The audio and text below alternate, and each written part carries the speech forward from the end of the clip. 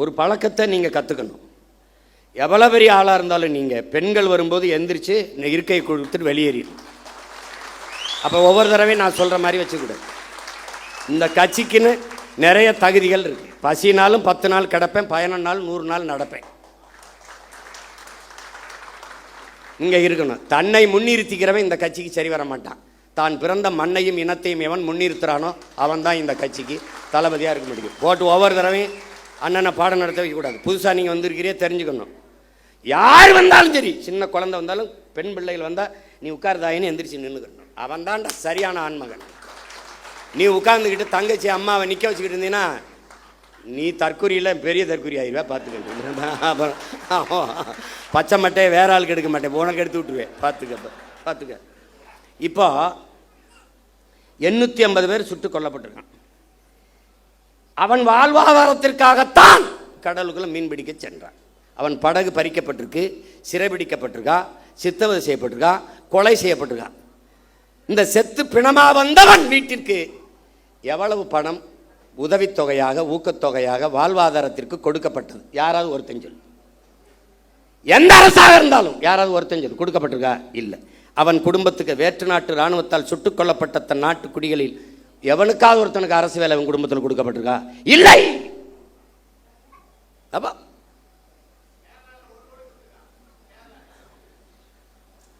இங்க பேசு. ஏதாவது கொடுக்கப்பட்டிருக்கா? இல்லை.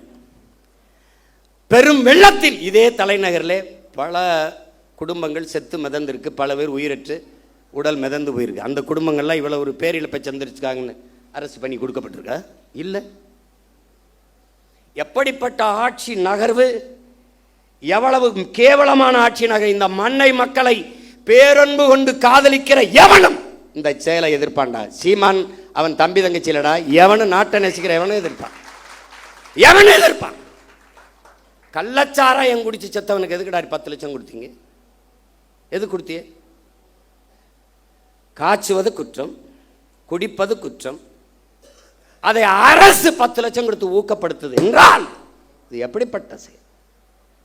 திமுக ஆட்சியில் நடந்தது கள்ளக்குறிச்சியில். இன்றைய முதல்வர் அன்றைக்கு அங்கே சென்று பார்த்தார். இவரால் இடிபட்டு செத்தார்கள். அன்றைய முதல்வர் அன்று செத்தார், இன்றைய முதல்வர் திசைக்கே போல திரும்பித்தார். எப்படி நகர்த்துற நீ? என் நாட்டை எதை நோக்கி நகர்த்தி கொண்டு போற நீ? எந்த மாதிரி ஆட்சி முறை நிர்வாகம் இது? எப்படி? புல்வாமா மாவட்டத்திலே பயங்கரவாதிகளால் தாக்குதல், ராணுவ வீரர்களும் செத்தார்கள், மக்களும் செத்தார்கள். செத்த ராணுவ வீரன் குடும்பத்துக்கு அரசு பண்ணி கொடுக்கப்பட்டிருக்கா? செய்தி வாய்ச்சியா? செத்து போன மக்களில் அந்த குடும்பத்தில் அவனுக்கு அதை அரசு பண்ணி கொடுத்துருக்கா? பாத்தியா? பார்த்திருக்க? பகல்காமில் செத்தானே அவனுக்கு அதாவது அரசு பண்ணி இல்லை ஊக்கத்தொகை உதவித்தொகை கொடுக்கப்பட்டிருக்கா?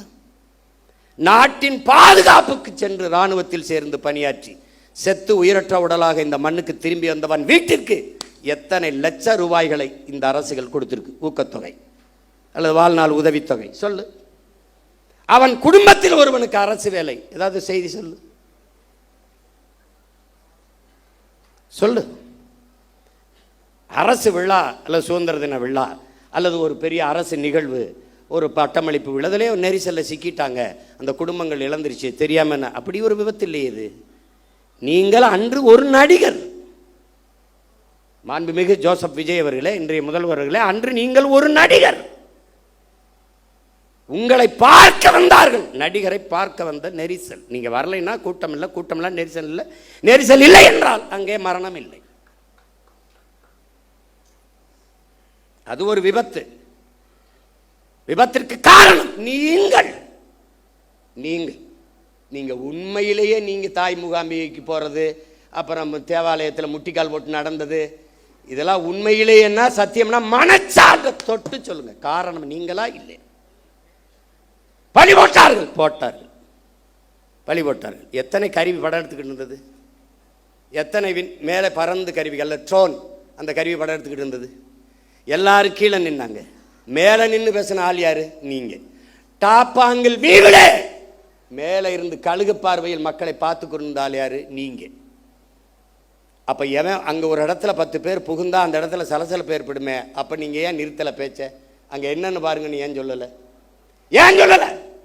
பாதி பேசிட்டு முங்குது காதுக்குள்ள வந்து இன்றைய பொதுப்பணித்துறை அமைச்சர் மாண்புமிகு ஆதவ அர்ஜுனா அவர்கள் உங்கள் காதுக்குள்ள வந்து சொன்னார். என்ன சொன்னார்? ஒரு தடவை எங்களுக்கு சொல்லுங்க. 3 முறை இந்திய புலனாய்வுத்துறை உங்களை வர சொல்லி விசாரிச்சிருக்கு. விசாரிச்சிச்சுல்ல? அதுக்கிட்ட கேட்க முடியாது என்ன கேள்வி கேட்டால் என்ன பதில் சொன்னாருன்னு. நீங்கள் சொல்லுங்க. என்ன கேள்வியை முன்வைத்தார்கள்? நீங்கள் சொன்ன பதில் என்ன? எங்களுக்கு சொல்லுங்க. எங்களுக்கு சொல்லுங்க. பழி போட்டார்கள். ஆமாம் போட்டார்கள். இப்போ அதிகாரம் யார்கிட்ட இருக்கு? உங்ககிட்ட. காவல்துறை யார்கிட்ட இருக்கு? உங்ககிட்ட. சிபிசிடி சிறப்பு விசாரணை பிரிவு உங்ககிட்ட. உளவுத்துறை யார்கிட்ட? உங்ககிட்ட. போடுங்க ஒரு விசாரணை குழுவை, கண்டுபிடிங்க. இதான் நடந்தது. சொல்லுங்க சொல்லுங்க. அதை விட்ட நீங்க 20 லட்சம் ரூபா கொடுத்தீங்க. இன்னும் கூட 20 லட்சம் கொடுங்க. வேணாம்னு சொன்னால் எங்களை அப்புறம் பேசுங்க.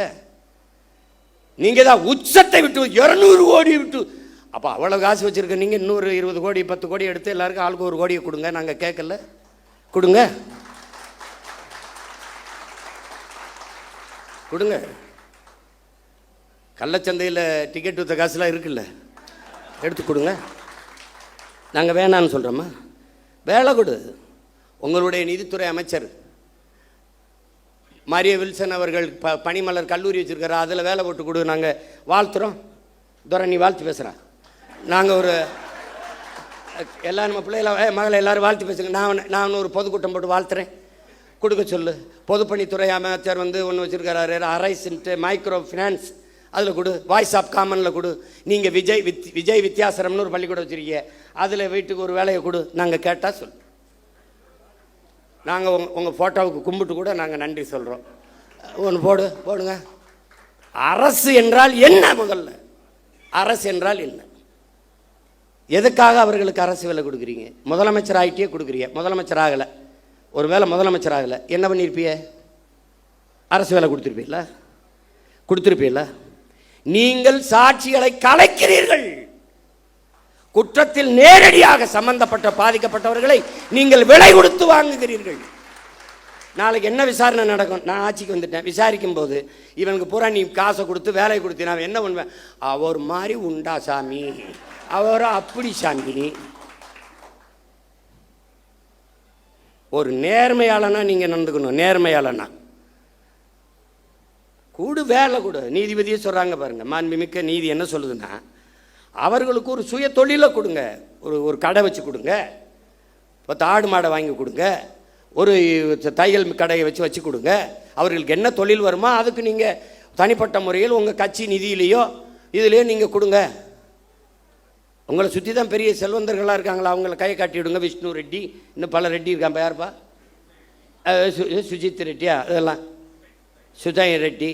அவங்கெல்லாம் தமிழ்நாட்டுக்கு சேவை செய்ய ரொம்ப வெங்கடாசலத்திட்ட வேண்டி வந்தவங்க. தெரியுமா தெரியாதா? தெரியுமா தெரியாதா? பல காலம் தவம் இருந்து வேண்டி ஆந்திராவிலிருந்து தமிழ்நாட்டை எப்படியாவது நாங்கள் நல்லது பண்ணிய தீர்வு.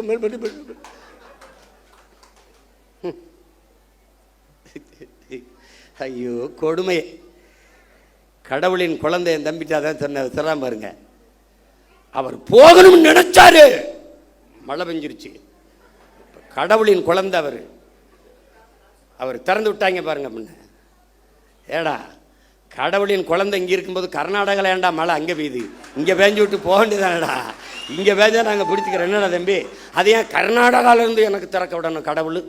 கடவுளின் குழந்தை இங்கே இருக்கும்போது வைத்தியக்காரங்களா, அது உடனே வழக்கை போட்டு நிறுத்தி விட்டார் அப்படின்னு.